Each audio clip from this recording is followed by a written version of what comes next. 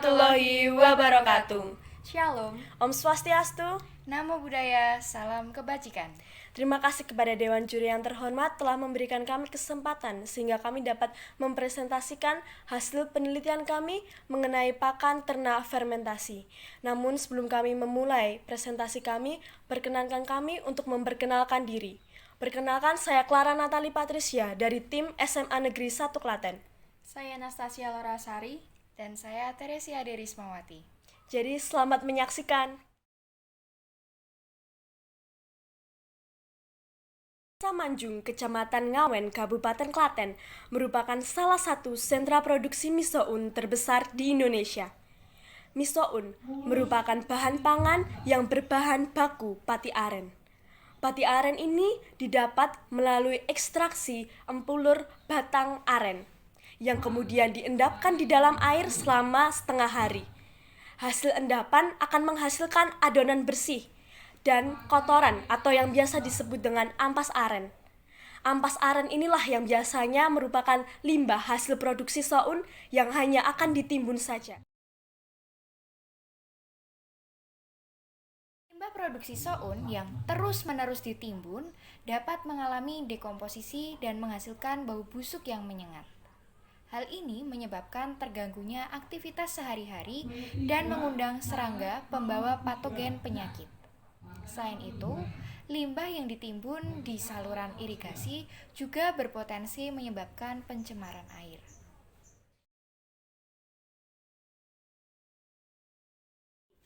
Limbah yang membahayakan manusia dan lingkungan sebaiknya diolah terlebih dahulu sebelum dibuang ke lingkungan. Maka kita sebagai pelajar seharusnya bisa dengan pintar mencari potensi dari limbah tersebut sehingga dapat dijadikan produk bernilai guna. Maka kami menginovasikan pakan ternak fermentasi yang diolah dari limbah soun dan limbah dedak.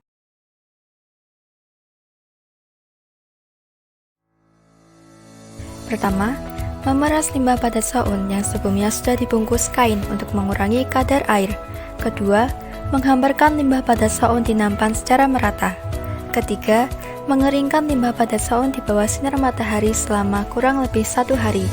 Keempat, mencampur 600 ml air, 12 ml molase, dan 1 cc EM4, lalu diaduk rata. 5. Menimbang limbah padat soun dan limbah dedak dengan perbandingan 200 gram banding 200 gram. 6. Mencampur limbah padat soun dan limbah dedak. 7. Menciprati adonan limbah dengan larutan yang telah dibuat hingga bertekstur tidak terlalu kering maupun basah sambil diuleni. 8. Menambahkan 12 gram aspergillus niger atau setara dengan 1 sendok teh lalu diuleni. 9. Memasukkan adonan limbah ke dalam toples kedap udara dan tutup rapat.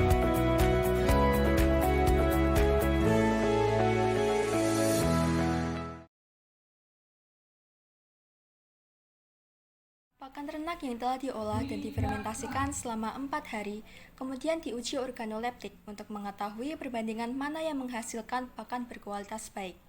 Pakan yang baik memiliki kriteria sebagai berikut. Yang pertama, warna masih serupa dengan warna bahan. Yang kedua, bau asam segar khas hasil fermentasi, bukan bau menyengat. Lalu, tekstur tidak terlalu lunak dan masih sama dengan tekstur bahan. Dan yang terakhir, tidak adanya jamur.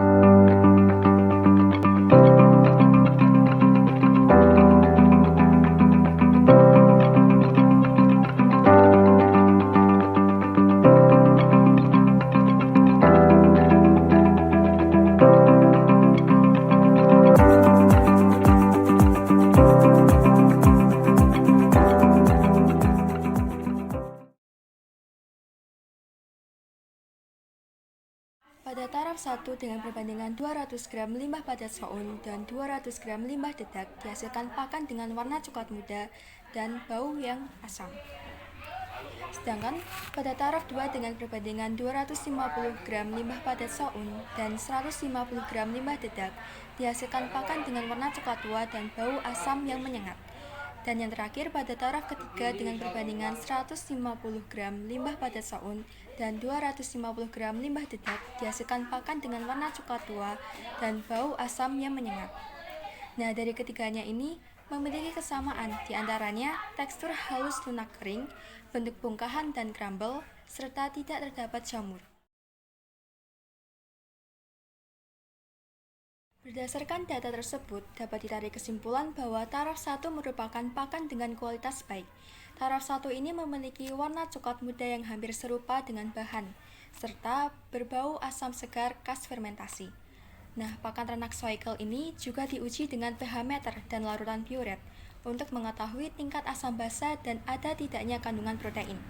Melalui pengujian, didapatkan hasil bahwa pakan ternak Soikel memiliki pH 4 dan protein. Limbah pada sound ini mengandung kandungan selulosa 72,78%,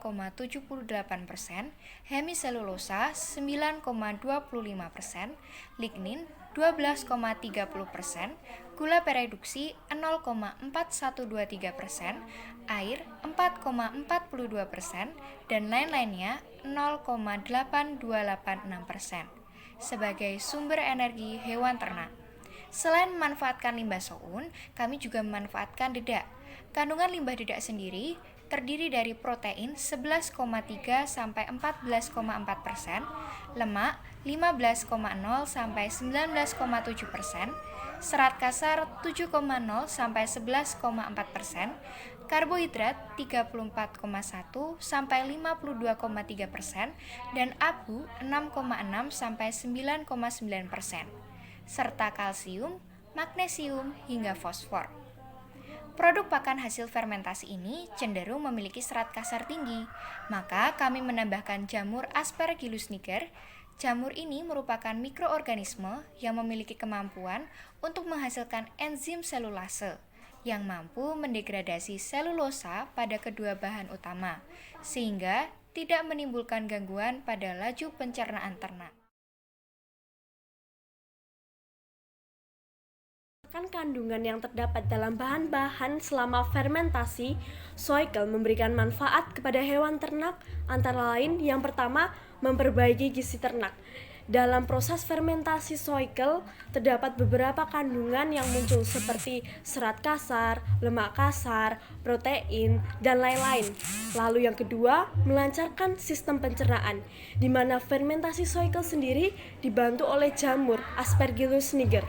Lalu yang ketiga, meningkatkan selera makan ternak karena memiliki bau yang segar, tekstur yang lembut sehingga ternak mudah untuk mengonsumsi. Setelah dianginkan selama beberapa jam sehingga baunya tidak begitu menyengat, pakan siap untuk disajikan. Dengan cara mungkin yang paling mudah bisa dilihat dari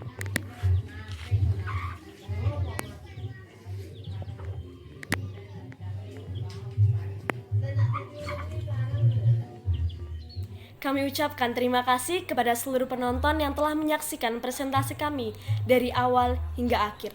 Kami berharap dengan adanya penelitian ini mampu memberikan manfaat tidak hanya kepada masyarakat tetapi lingkungan sekitar. Kami juga berharap dengan penelitian ini mampu meningkatkan kesadaran masyarakat tentang pentingnya menjaga lingkungan dan memanfaatkan limbah dengan sebaik mungkin. Apabila ada kesalahan kata, kami mohon maaf sebesar-besarnya. Biru laut seperti kolam, ikan paus pandai menyelam. Dari lubuk hati yang paling dalam, saya tutup presentasi dengan salam. Wassalamualaikum warahmatullahi wabarakatuh.